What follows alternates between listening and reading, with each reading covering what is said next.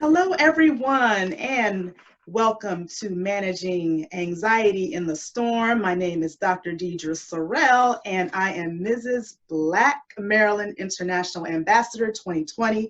I'm so excited to be here today to talk to you about a very important topic, which is navigating children's mental health during the quarantine summer of 2020.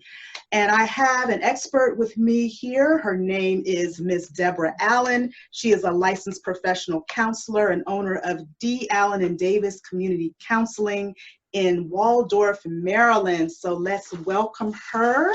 Thank you so much for being here, Deborah. You're more than welcome for having me. So Deborah, let's just jump right into the topic. So here we are, summer of 2020. We're quarantined. School is technically out, even though it's been out. Kids have been homeschooled for about 3 months, and a lot of camps are closed. So, what are parents to do? What can parents do with their kids this summer?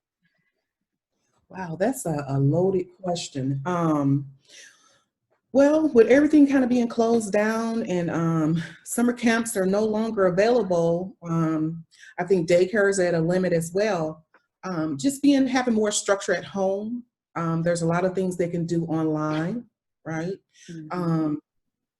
A lot of things they can do around the house. But what I would suggest is actually coming together as a family, having a family meeting and putting things together, making sure that you have a actual schedule, but be flexible with it so the kids are not feeling like, they have no room to kind of change it up a little bit if they're bored or want something more challenging. But having that structure,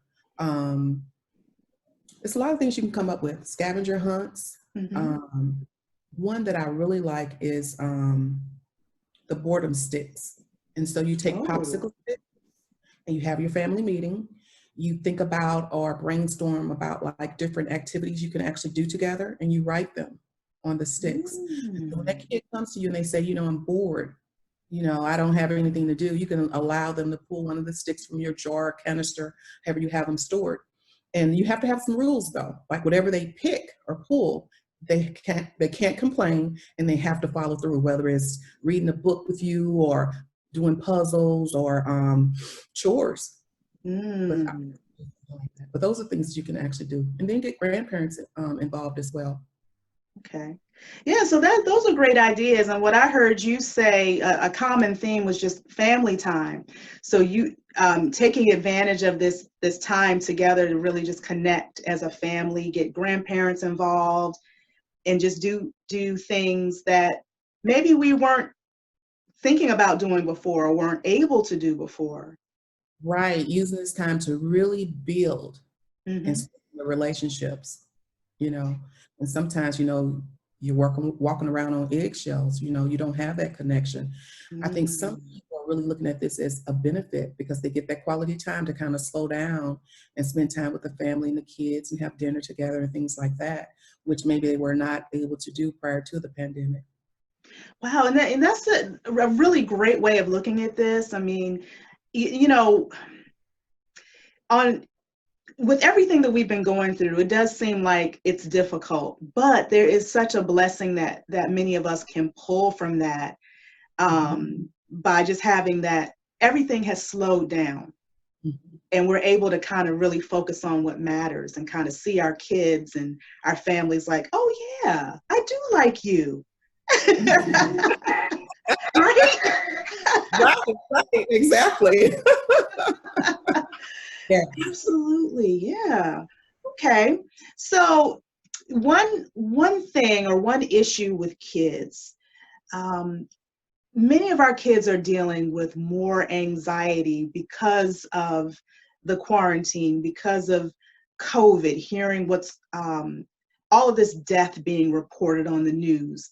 And then we have the protests and more death on the news with regard to police brutality and racialized killings. So how can we manage our kids' emotions or anxieties during all of this?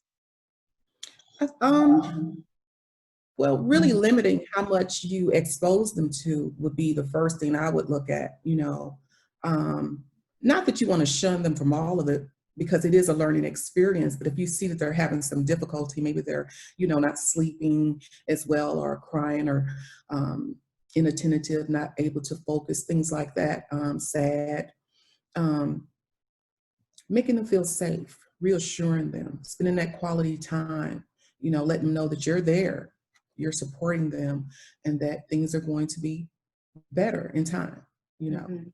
But just spending that quality time and making sure they feel safe through the whole thing, I think really adds another layer to just things being more healthy for them. Mhm. Right, right. Yeah, I certainly agree with that because I do feel that it's important to just turn the TV off and just kind of remind them, hey, your home is safe. So absolutely, I think that's a great tip. So, how would parents know that, even if they do all of those things, how would they know if their kid is struggling, if maybe they need to seek out therapy for their child? I think a lot of times that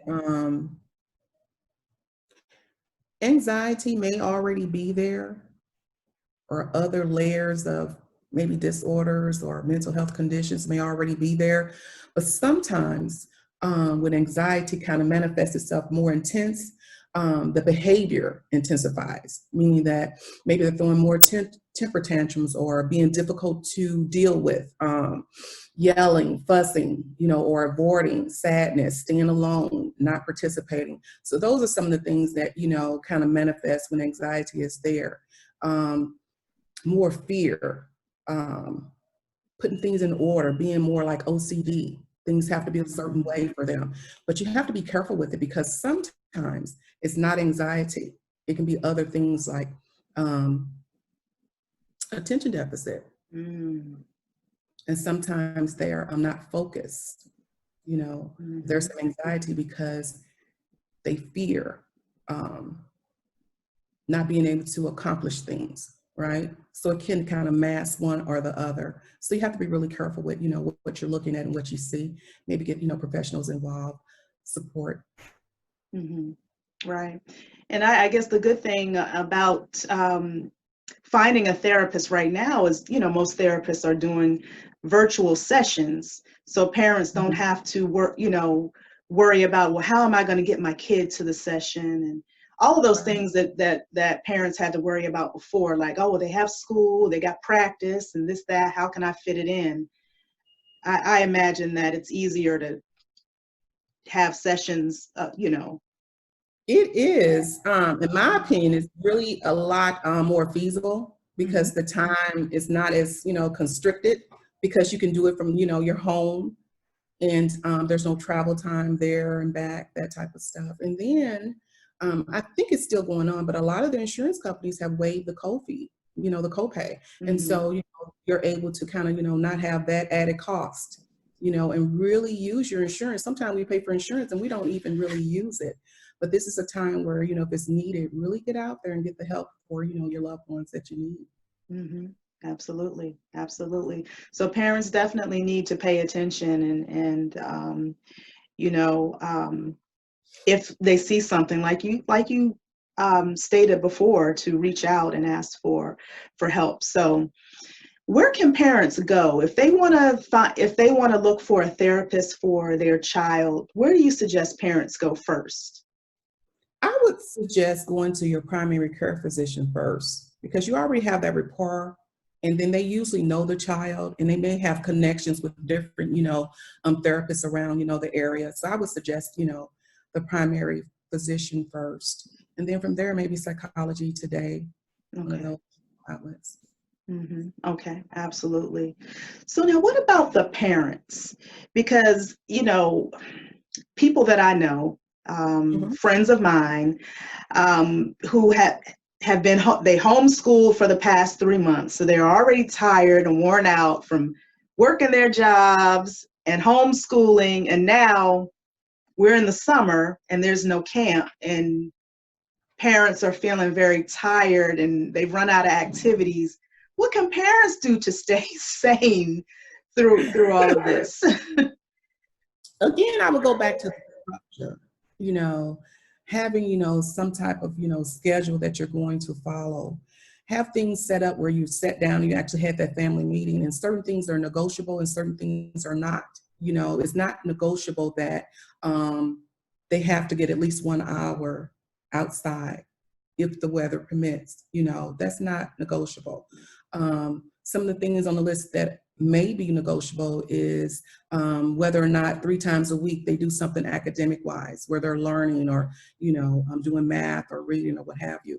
But just having something in place where the parent actually get to take a break as well. Having other people support you, whether it's you and your spouse rotate. One is working from home in the morning, the other one in the afternoon, and you rotate the kids as to whom they're spending that time with, or getting other family members involved to where they can be online with grandma, from 1 o'clock to 2, reading a book together. But there's a lot of different ways that you can get your break, and structure is really key, being organized, having things planned out.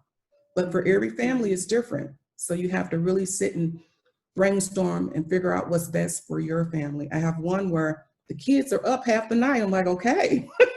But for that mom, it works for them because the child is able to sleep until 1. I'm like, okay. But mom is working from home, so she's able to get her work done.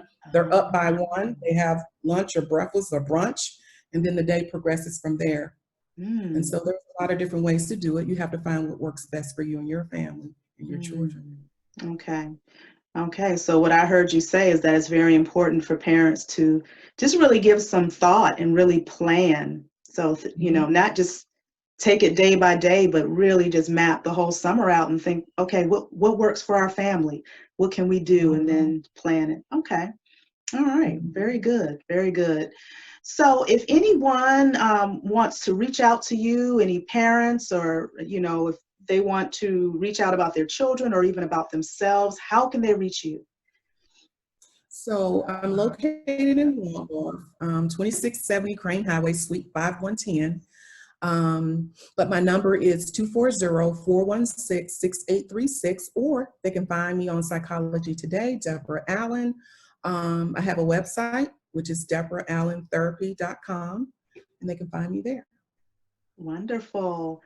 Well, this has been some really wonderful information. I know so many parents have just been needing to hear this. I'm thinking that many are asking, okay, am I normal here? Are my feelings? Do other parents feel the same way that I feel? So I think that this was good because, this is information that parents can use to support their children and also support themselves. So I just want to thank you so much for just taking the time to be on my program. This has been very valuable. You're more than welcome. Thank you for having me. Of course. Any last words before we end our session? I would say to the parents, really stay focused more on the positive. Even if it's just a couple of things, list those positive and stay focused on that. Spend that quality time journaling. At the end of the day, look at what you accomplished as a parent.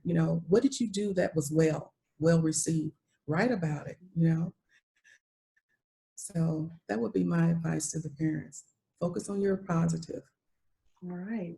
All right. Well, awesome. All right. Well, thank you again for this. This has been wonderful. And I just want to thank all of you for watching another another episode of Managing Anxiety in the Storm. Again, I am Dr. Deidre Sorrell. I am a licensed professional counselor and school psychologist, and I am also Mrs. Black Maryland International Ambassador 2020. Thank you again, and stay tuned for future episodes. Bye-bye.